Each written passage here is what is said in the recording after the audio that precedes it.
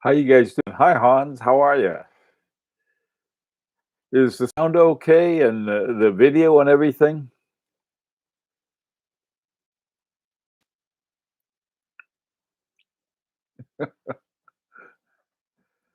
Oh, I'm on time today too.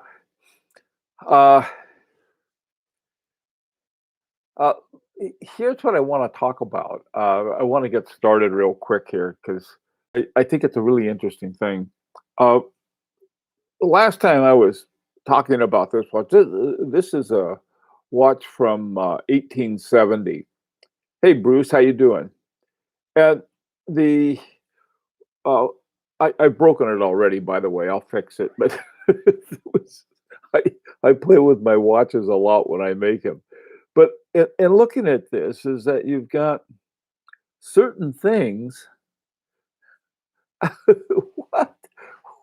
Howard? Jeez. It's good to see you too, Howard. It must be really early there. And, gee whiz, what is it in Arizona? It must be around 6 o'clock or so. Hey, Watch Monkey, how you doing, man? Oh, Desmo. Hi, Desmo. Hi, Andrew. Uh, so anyway, so I was looking at this, and uh, oh, good. Oh, good, good, good. Watch Monkey. Let us know about it when you're going to start and what you're going to talk about. Anyway, this is so I was looking at this thing, and I was looking at some of the really top-notch watchmakers, and a lot of them have sort of like a little sideline, I guess, of watches, and they they have a base for them of an ETA, something, a lot of the same ETAs that we use in building our watches, like a 6498 and some of those, and some of them have a Soprod A10. And I thought, man, well, if here these guys are making watches, but when you look at them, they're really different. Now, there's two ways to really add to that difference. One way is to, I mean, when you start with a base of some sort, one way is to simply add a some kind of module on top of it, and the other way is you do something to the movement, and you create a totally different watch movement. And that's sort of what I want to talk to. I got this kit of, so I got to make my own clock, sort of.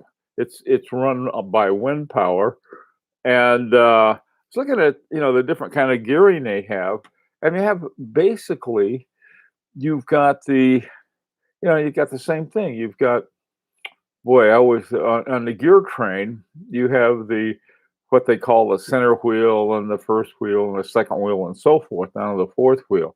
And for a three-hand watch, given between, let's say, 36 millimeters and 42 millimeters, how many you have these gears, and they have the gear ratio.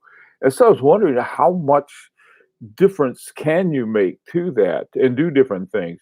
You can change the frequency, but that is with the hairspring primarily and the Swiss lever. Uh, and so this is like, so okay, so you see these transformations, but how much is required for that? Hi, Ender Jet. How you doing, man? William, good morning. Um, so anyway, so that was sort of wanted to kick off.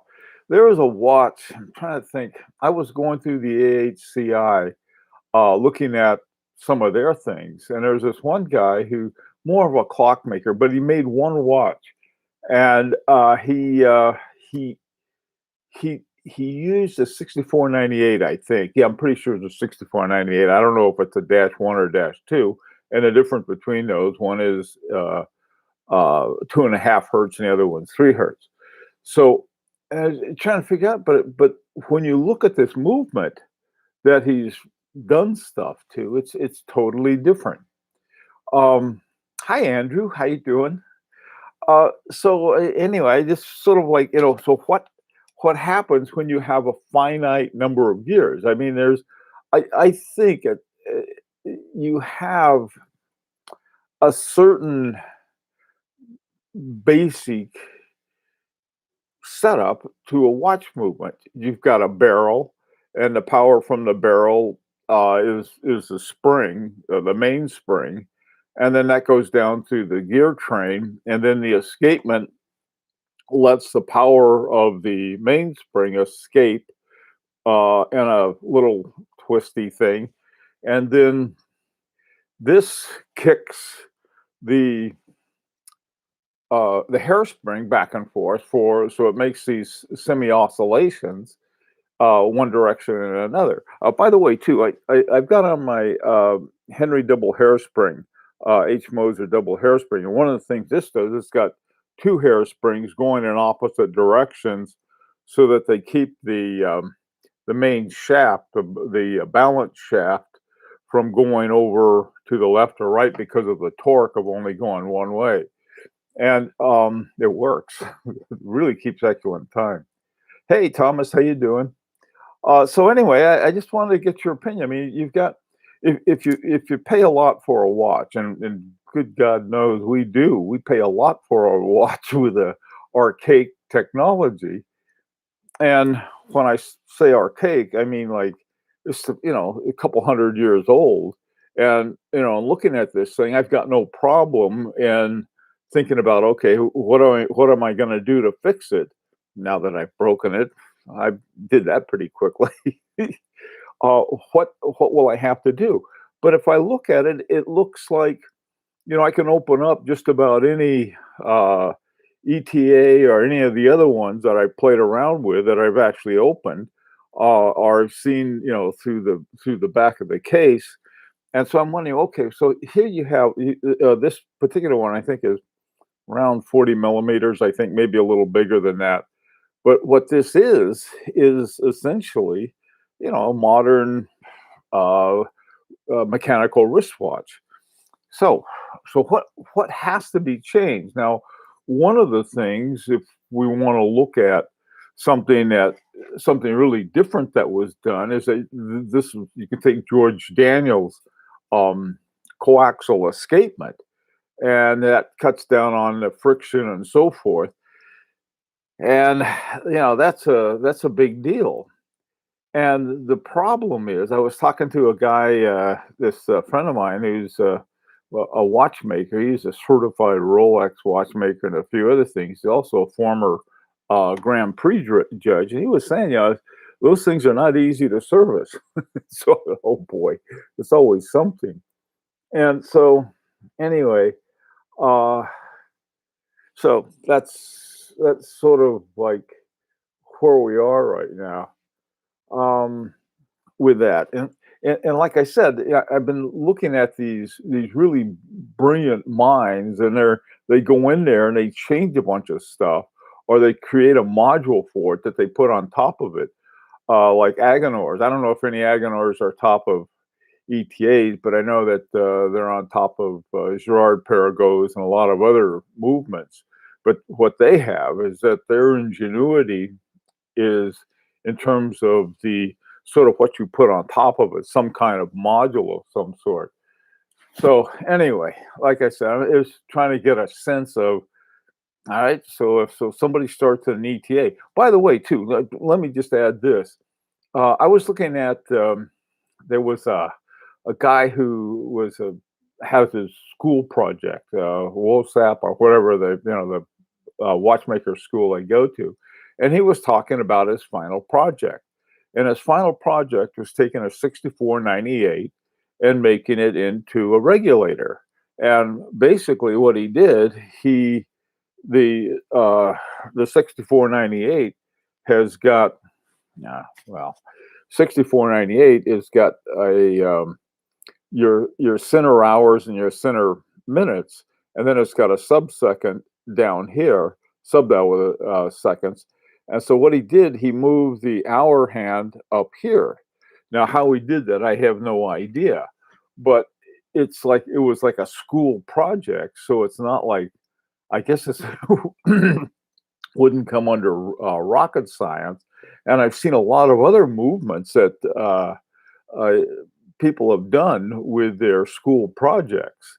And, of course, to a pretentious watchmaker like myself, I'm very impressed.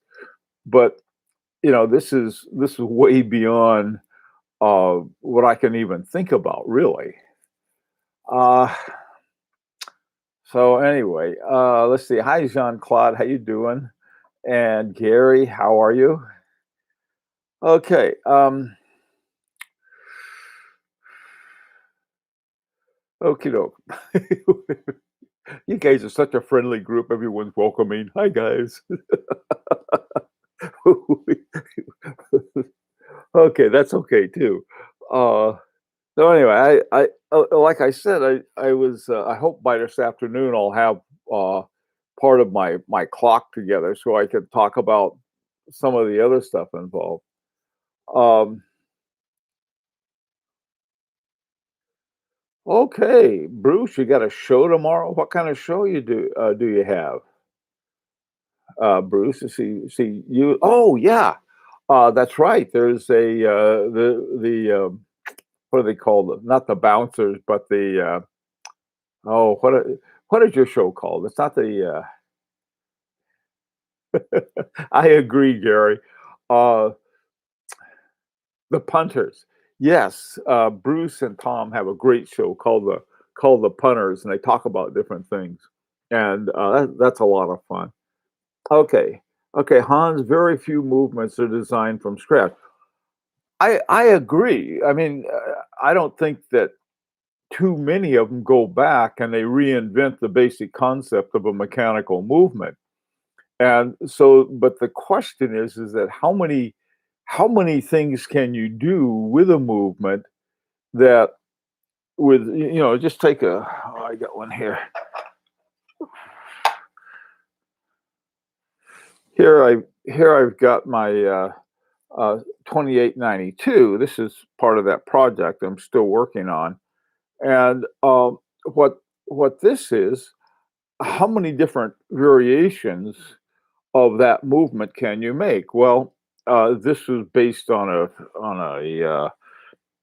it's based on a Seiko 4L is what that is. And but if you look at it, you take it apart and so on and so forth. You know, Okay, so let's have some more ideas. Watch Talk with the Punters. That's it. 2 o'clock on Sunday. Yeah, be sure to catch that one. Like I said, it's a lot of fun. Um, Grand Seiko does. Oh boy, Grand Seiko. Now, what Grand Seiko does is there are a number of different things that they have some original movements. Now, some of them go off to quartz land, and that's okay if you like that. Basically, they have an automatic movement in the sense of providing the power for that eventually ends up with the quartz regulator. And okay, I, let's put that aside. Okay, we're talking pre-quartz, and the same thing with silicon hairsprings. People say, "Oh, but there's such an improvement." Yeah, yeah, they're a great improvement, but so's a smartwatch, and this is why coming back to this 1870, oh God, Jules Hugen movement. This is the kind of stuff that's fun to collect, and basically from with the power of a mainspring pushing it out, it keeps time the same way that most of our other watches do. And so if we take it down, I mean, maybe I suppose I have no skill in terms of carving out. I wouldn't be using wooden gears were that the case, but trying to figure out what does it take? I mean, with gears, you have a certain gear ratio. You have a gear ratio that's going to move the seconds at a certain speed. hours at another speed, and minutes at another speed. So you're not going to be using like 3 gears the same. And there are a lot of different ways that you can do that, I suppose. Some of them are sort of on the shaft itself, and others are these larger gears like this. All kinds of ways you can do that. Okay, where's Andrew? What's Andrew doing? This was a flying visit from me. I'm back from the hospital. Cheers. Oh, Andrew, you're back from the hospital. What what happened? Oh, gee, I hope you're okay. Boy, that's terrible. What happened to you in the hospital? Watch Talk with the Punters. That's it, Jean Claude. Um, Gee whiz. Okay, I think of innovative contemporary watchmakers, F.P. Jorn, Marco Lang. Yeah. Yeah, those are. They are, and in addition to having some kind of finishing and precision and a lot of things like that, I think that are important. Hans, I agree with you on those. Yeah, Jean-Marc Wiederreich. Now, see, this is one of the things that we got to get that back on track, like maybe in October or September, so that the more I look at that and say, I think where we were, what the point we were, there's a Agenor base to it, and then they were going to make a little module for us on top. Now that would be an original movement in two respects. One is their movement to begin with, and then they're adding something on top of that. My God, that's going to be fantastic. So anyway, but that's another story. What we're talking about now is simply something, and by the way, too, the one from Agenor didn't start with an ETA 6498. It started with one of their own bases, even though we were given the option of having an ETA of some sort. Later, JCB, William, you got me on that one. Gonna crash. Take care. Okay, Jean Claude. Take care. One too many wines. Have a great week. Okay. uh, okay, JCB. All right. Okay. Hi, Hobby. How you doing, man? Okay, let's just start with some a watch movement that. Let me see if I can find one here to play with. Here's one. This is another one I broke, but that's the thing about it that I like is that since I broke it, I can play around with it. By the way, talk about a guy with broken movements that he talks about. Long Island Watches. Have you ever seen a guy from Long Island Watches? He's great. He talks about different kind of stuff. He says, "Oh, here I'll use this one. Oh, I broke it," but he goes in, he talks about it. Really a cool guy. I like him a lot. Anyway, here's one of the movements that I busted, and it's a let's see. This is a 6498, probably a 6498 clone. The way I know it, this is right here. The stem is always at 3 o'clock, and then you can feel down at the bottom down here on the other side. You can feel where the stem is for the second hand. If it's over here, then it's a 6497. But anyway, this is what would have to be done to make this really interesting or make it truly different. Um, this is what I sort of wanted to sort of kick around. Where do you go with this? I'm going to try to take some pictures and bring them up later on. Okay, let's see. I see you guys have been thinking about this. Okay, all right. So let's focus a second, guys. Okay, uh, here is hi, Raj. People think that nanotechnology is a recent thing, but the birth of nanotech was wristwatch making.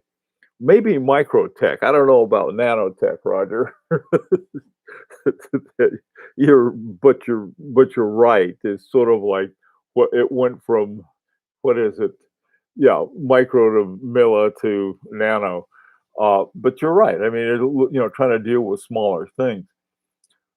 Okay, so let's start with this. What can you change on this? Let me see. I'll put this at. Okay, here it is. Um, well, looking at this side, this is 3 o'clock. Nope, I got it backwards. There we go. Okay, here's 3 o'clock right here. This is looking at the front. And what can you change here? And then when we flip it over the back, what can you change here to really make it interesting? Well, you can add a module to it, but that you can add a module to this without changing the basic structure of the movement. And the one that I was looking at, I'll have to get a picture of it and bring it this afternoon. But it had like a gearing all around here, and then it had a big hour wheel that ran around the gear. It was like, but it was one of these. It was a 6498. That's how it began life, and then he carved it up and did a bunch of stuff to it, so that it was no longer a 6498, but rather a highly, highly modified 6498. And that's the way he talked about it. He said, "Oh yeah, it's a 6498 I took, and this is what I did with it." And it's sort of like, okay, um, yeah, you did those things to it, and at some point, it became another movement. And that's, I guess, the question I have for you guys. At what point does some kind of movement become truly another watchmaker's movement? It can, I think we can say that through modification, it surely can be, but it's sort of like a hybrid, I guess. That maybe that's what we ought to think about rather than talking about either in-house or not. It's got, 1 foot inside, 1 foot out the door. So this is something that we ought to, I think, worth talking about. Hi, Jorge Sandoval. Hi, I'm new to this party, but I now, but I know Mark from Long Island. Watch, he's a nice guy. Yeah, I like Mark too. The guy from Long Island. He gets up there and he's talking about this stuff, but he talks about it. He's not. I don't find him pretentious at all. Like I try to be. We're talking about watches as a pretentious watchmaker. But anyway, so let's. Hey Thomas. Okay, let's see. The Watch Monkey, I would guess ETA, then Salida in 35A, and Miyota can be similar depending on the grade of Miyota, which can be better than the Seiko movement. Oh, that's interesting. Lane would fit that. Okay. So, oh boy. So where do we go from? Where do we say? Okay, here we're breaking this down and breaking it down, and so we have something like this that's no longer like this. And the question is, I guess maybe I'll take all of the plates off and get a better look at them. Trouble is, if I take the plates off, all the gears will fall out. That wouldn't be much fun. I'll glue them in there so we can look at it. But what has to fundamentally change in a movement? Because even with an original movement, you're going to have a certain gear train. I mean, with something of roughly this size, and we'll say it's a watch between, let's say, 36 millimeters and 42 millimeters, there's only so much you can do in that. Okay. Lane, he might have something new coming this year. Okay. Okay, let's see. Hard to draw a line when a movement is a new one. Structural changes, finishing, modification. Okay, let's talk about those, Hans. To me, finishing isn't. Okay, I said it. You have nicer finishing. You can take a crummy looking one and make it look a lot better. That's fine. That's all you're doing. You're a shoe shine boy for the movement. And that's fine. I enjoy it. I'm one too. I've got these really great files, and I can file and stuff. In fact, This is the one that I practice filing on because if I screw it up, it's okay. But that's just filing. That's not horology or watchmaking. I know that the people who invented high horology, that was their big thing. They're going to make a big deal about finishing. Okay, yeah, it's nice to have a well finished watch with some really nice on gloves and some other things like that, and the pearlage and so forth, Geneva waves. But I just don't see the horology in that. I just see some really nice finishing, and it does look better. Same thing with a dial. You can have a really pretty dial, but a dial is like basically a disc with a paint job on it. Okay. But when we're talking about real solid horology, aren't we talking about something a little more about how the watch actually works? Okay. It's not that basic, but interesting analogy. No, I know it's not this basic, but I mean it is. I mean on a more of a macro level, Andrew, it's not inaccurate either. So it is that when you start bringing it down to what is it that we change? So the question is what can be changed? Okay, if you add a module and you don't have to change a thing in the basic movement, I see the module as original, but not the movement. Okay. Um, so where so so there's something that's gotta like do you change the gear? Here would be a place. Let's say you add a a remontoir égalité. Now that's hard to do, and that takes some real skill. And if you do that, that affects the entire wheel train because you have an intermediate thing going in there that's rewinding uh, the the ultimate speed at which the constant speed that you want for the watch to move at. Well, my Parmigiani chrono, your Daniel Roth chrono, are high finished El Primeros. I would tend that the whole package is HH. Yeah, it might be HH, but there's a difference between high horology and I think my Daniel Roth is sort of like I get a Daniel Roth case out of it, the Daniel Roth dial, and I like El Primero. I mean, if you're going to have a chronograph, that's a good chronograph to have. Same thing with a 7750. You got a 7750, a Valjoux 7750 in there, cranking away doing your chronograph work. That's a nice one to have. Is that I don't know if I'd want Daniel Roth monkeying around with a with an El Primero, uh, but it's a heck of a good move. This is another thing too. Thing I wonder about the El Primero is that just, and I'm not sure, so you can correct me if I'm wrong, or if you're really smart, which isn't difficult for you guys. Um, is El Primero a full movement or is that just the chronograph part?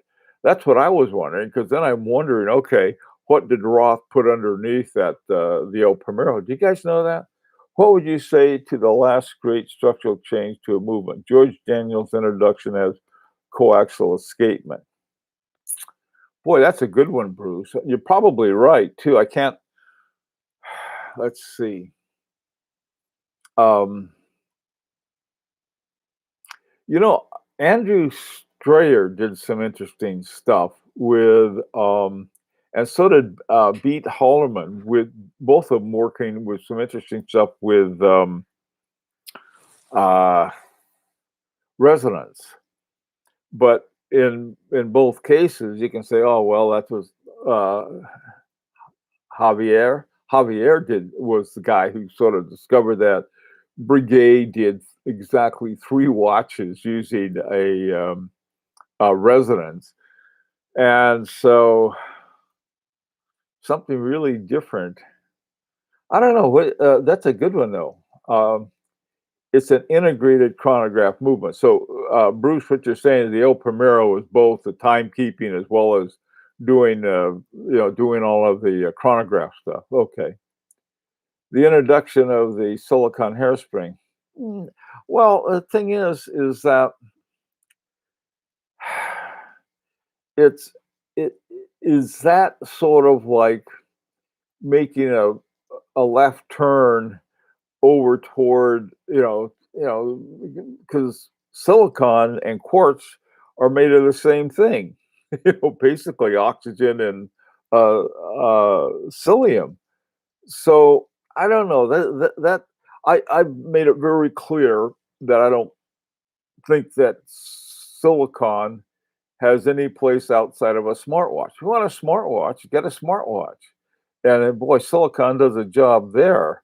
And you can do stuff with those that you can't even dream of doing. With you take the most complicated watch in the world, the one that Vacheron Constantin did a few years ago, and it doesn't even begin to touch what a smartwatch can do. And silicon to me, say, yeah, well, silicon really does a great job. So does quartz. Why not make all quartz watches? I mean, quartz is great. So that was a great invention. But now here we are with the same kind of technology that's to me is far more interesting with the same kind of movement that you find in the 18th and 19th century and on to the 20th too, and now the 21st. So if you want silicon, be my guest. This one guy I was talking to, he said, yeah, he said that it's very practical because you have so many things that silicon does better than metal. And this includes it's not going to bend out of shape. It works better with heat and cold. It's totally non-magnetic. I mean, there are all kinds of advantages, but heck, I can give you more advantages than that in my iPhone. And if I had a smartwatch, could do it in that. So this is sort of something to me. It's really a choice. If you're okay with silicon in your mechanical watch, then that's fine. I'm not. It's just a better choice. Did the Rolex Yachtmaster you reviewed just to have any horological innovations aside from the chrono module? Well, I don't know if I'd call it a chrono module. It's a regatta module, Roger. Um,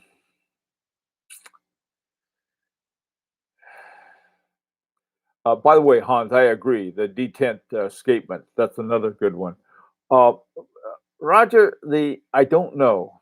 There may have been something in the basic movement underneath the what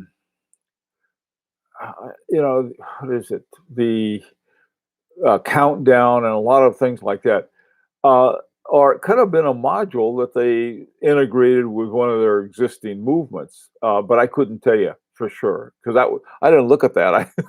I had my hands full trying to understand how that blasted regatta thing worked. You got all of these buttons, and they say, "Oh, it's programmable."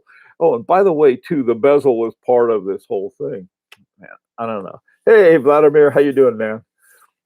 So these things is that I suppose there's innovation, like I say, in a movement. You can take a basic movement and do something with it for the sake of innovation. Uh, and that's fine because it does something weird. Years ago, when I first started programming, this is back in the '80s. I thought it'd be fun if they had a little cursor, and I thought, gee, wouldn't it be fun to program the thing so it'd go bouncing all over the screen? So I programmed that, spent weeks on it, had a ball doing it, but I mean, it wasn't very practical. That was sort of innovation for its own sake. And there's, I suppose, in certain watches and some of the ones I've been thinking about that they totally redid the movement, and they made something really interesting from it. So anyway, okay, Bruce. Yes, it's frying pan time. Okay, guys, listen. It's something I'm not claiming to have an answer to at all. The same thing with silicon. I mean, if you like silicon, fine. I mean, that's some people would find it, not with me in this kind of watch. in my iPhone, yes. But let's sort of. I'm hoping that I will have by this afternoon. I'm gonna have a lot more examples. I'm gonna maybe have my gizmo done so we can I can demonstrate it further. In the meantime, everybody stay real safe. Wear your mask. We still got to wear those stupid things. I don't like them, but I wear them. So that's that. Take care.